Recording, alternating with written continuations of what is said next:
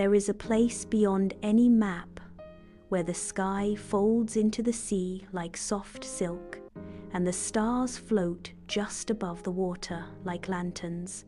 This place is called Lunara, the Forgotten Shore.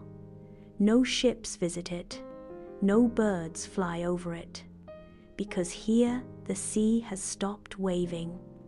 It is not angry, not sad, just still. No tides, no foam, no sound but the occasional sigh of a sleeping current. And on its edge lives a boy named Calen, who has never seen the sea move. Calen was quiet, curious, and calm, the kind of boy who listened more than he spoke. Each day he would sit on the shore with an old glass bottle and toss tiny messages into the water, hoping someone would hear them. "Hello, sea," he'd write. "Do you remember how to wave?" The sea never replied, but the bottle always came back, gently, silently, as if the ocean had read his message and placed it back where it belonged. One evening, Calen noticed something different. The bottle returned with a message inside. It read, "I remember, but I am tired."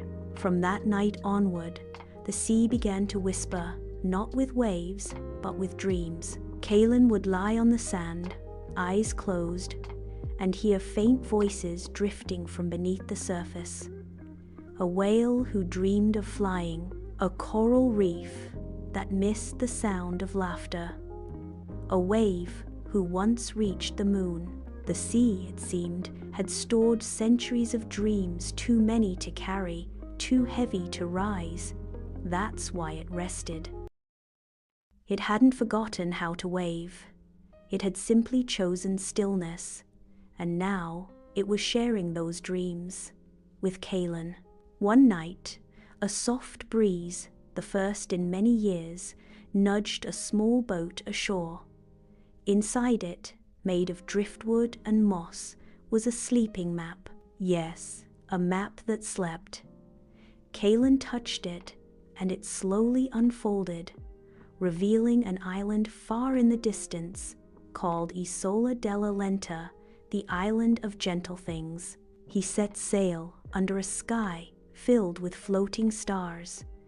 No sails, no oars, just calm intention and trust. The sea didn't move, but it allowed him to glide like a dream being remembered. As Calen reached the island, he found it unlike any place he'd ever imagined. Trees that whispered lullabies, pebbles that hummed soft harmonies when touched, and in the middle, a shallow pool that reflected not the sky above, but the sea beneath. When Calen touched the water, he didn't feel wetness, he felt memories. A dolphin's first laugh, a fisherman who sang to the moon, a wave rising up, not to crash, but to dance. The sea wasn't gone. It lived here, in stillness, in memory, in waiting. Calen gently spoke to the pool. "It's okay to rest, but maybe you can sway. Just once, just gently." And the sea, hearing his voice, not with ears, but with heart, answered. A ripple so soft, so patient, like a breath remembered. The sea waved not to crash, not to roar, but to stretch. And with it, all of Lunara sighed. Clouds drifted, shells shimmered, even the stars blinked with joy. That night, Calen lay back on his small boat. The sea cradled him, just barely rocking, just enough, and the sea whispered to him, "Thank you for listening. Thank you for waiting. Now, sleep." And so he did, and so can you. The sea is quiet now, still, safe, and for the first time in a long, long while, at peace. Let your breath slow. Let your thoughts float away. The waves may not roar, but they remember, how to carry you into sleep.